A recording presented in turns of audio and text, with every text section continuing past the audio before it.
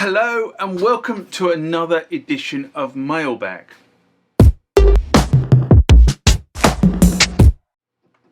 What is Mailbag? Well, Mailbag is a feature of the channel where you guys leave lots of comments on the channel and I attempt to answer those comments, or if I can't answer those comments, I throw it out to you guys who have more knowledge on some of this stuff than I do. So let's get into the first mailbag of this session. Remember, like, comment, subscribe to the channel. Go over to Instagram and follow me there. Go over to Facebook, follow me there. That's where the normal notices are. And consider becoming a Patreon. The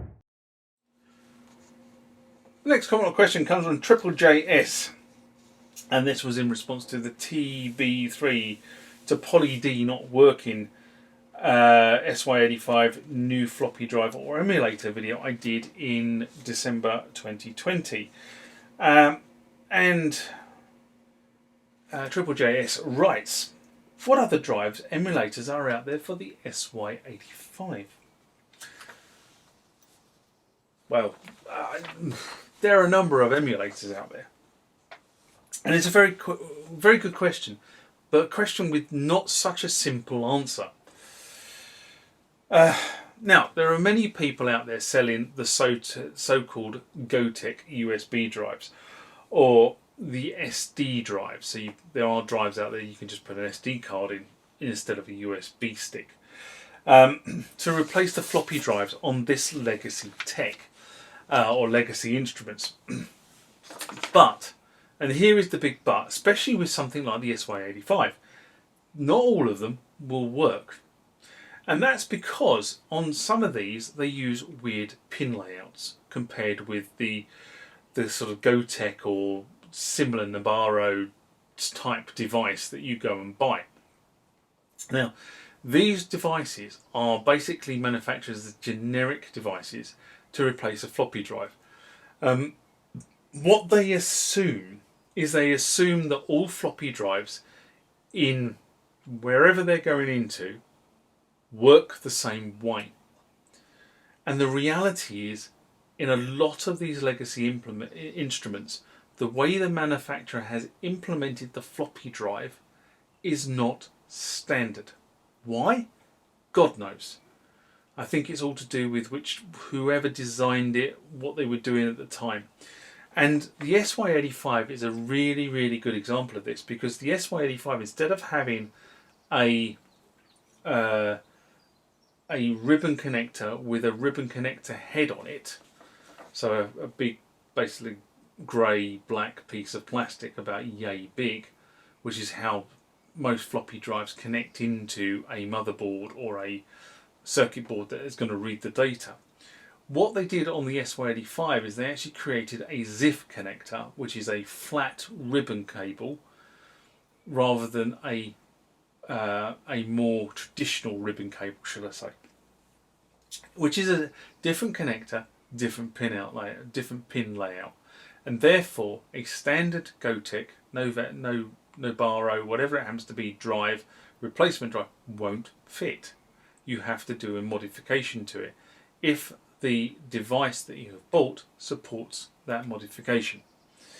The one thing I would say, there are a multitude of these drives being sold, but as far as I can tell, they're only being made by one or two manufacturers in different formats.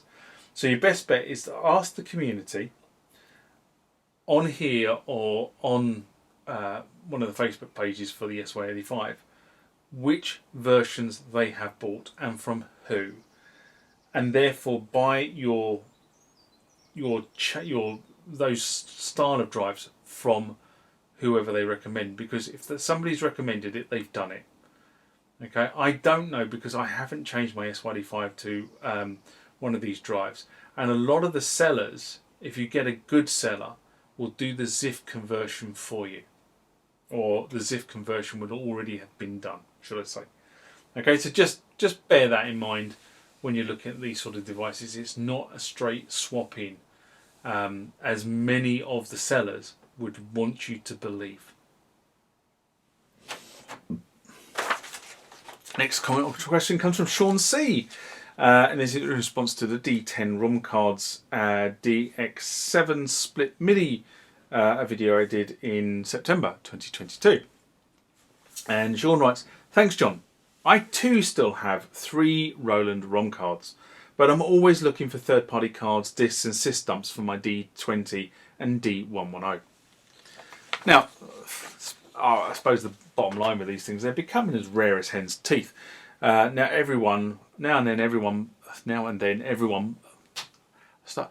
then one pops up on one of the portals. But many people said that they sold the synths many years ago and the cards get put into cupboards and then basically get forgotten about and then resurface. Or unfortunately people have cleared out cupboards not realising what the cards are and sent them to landfill, which is a real shame, or even worse, the incinerator. Plus of course there's general wear and tear on the contacts if they've been used a lot. That renders the cards useless going forward. There are some tricks to revive these cards, but to be honest, if the copper goes off the contacts, there's not an awful lot you can do with them. Now, it would be great if some of these cards could be recreated. There are a few companies out there that make RAM cards for these synths, but none have the capability for making these ROM cards that you could restore the tone data onto.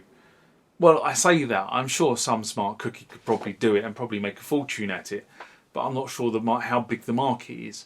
But you'd need to get all the rights, the permissions of the right holders before you could do it, I suspect. It's kind of a niche market, where I'm looking at this. But I do think somebody could make some money out of it if they had the time to invest in selected runs to make these cards and burn the EPROMs, which are effectively the ROM chips inside the cards themselves.